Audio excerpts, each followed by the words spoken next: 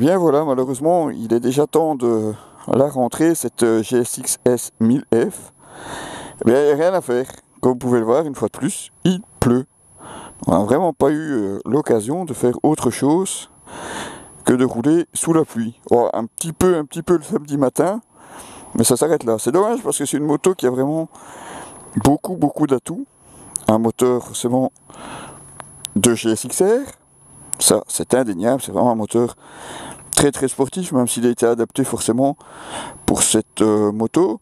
Une position de conduite plus roadster que sportive, avec ce grand guidon droit que vous pouvez le voir ici. Donc un fat bar de chez Rental qui donne une position bien plus relevée. Mais en fait, pas beaucoup de reproches à lui faire, bon, pour le peu qu'on a pu l'utiliser, bien entendu. Une fourche inversée Kayaba 43 mm à l'avant, qui se montre elle aussi plutôt côté sportif que côté touring.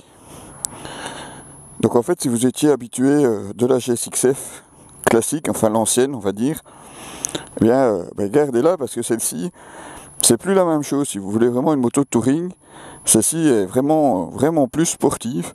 Alors ici en plus elle est en édition Street Performance, avec un kit déco spécifique. Les roulettes, enfin ou du moins les patins de protection là sur le côté. Et vous avez aussi en option ici un Yoshimura R11, un silencieux, si tant est qu'on peut appeler ça un silencieux. Mais vraiment avec une mélodie très sympathique, puisque c'est vraiment uniquement quand on en a besoin ou quand on décide de rouler beaucoup plus vite qu'on l'entend. Autre accessoire fourni avec le kit Street Performance, les petits clignotants.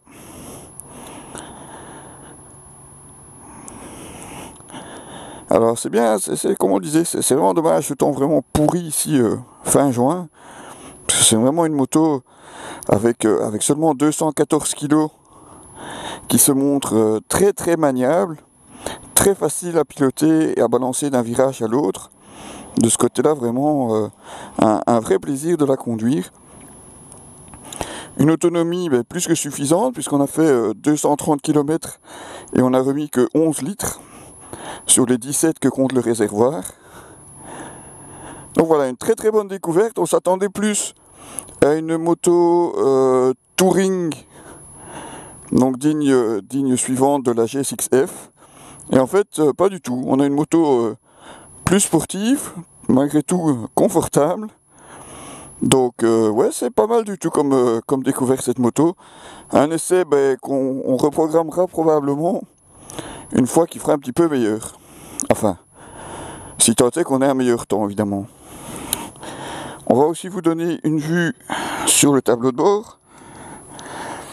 Donc un tableau de bord mouillé forcément, qui se montre lui aussi très complet puisque vous avez l'heure, le contour, la vitesse, le rapport engagé, le mode de contrôle de traction puisque vous en avez 3 disponibles, plus l'éteindre évidemment, la température du refroidissement, la jauge tout en bas.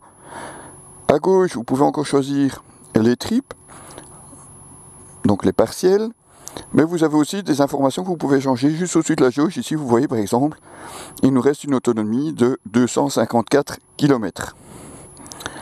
Voilà, c'était Diabolostyle pour objectivemoto.com pour un essai, comment dire, mouillé, mais plus que sympathique de cette Suzuki GSX-S 1000F.